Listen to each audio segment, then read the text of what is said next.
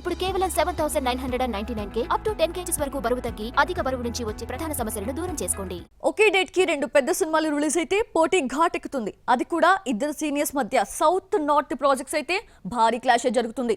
Present ఇలాంటి fight కే centre అయింది. July 12th Kamal అక్షయ్ల మధ్య పాన్ ఇండియా రేంజ్ లో భారీ వార్ జరగబోతోంది.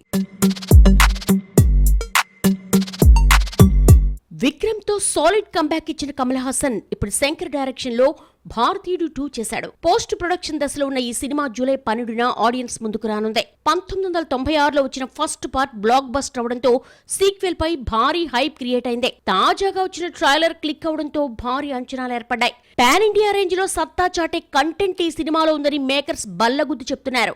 అయితే ఇదే డేట్ కు సర్ఫీరా మూవీని నార్త్ లో రిలీజ్ చేస్తున్నాడు అక్షయ్. కాలీవుడ్ లో హిట్ అయిన సూరారై పొట్రూని సర్ఫీరాగా రీమేక్ చేశాడు అక్షయ్ కుమార్.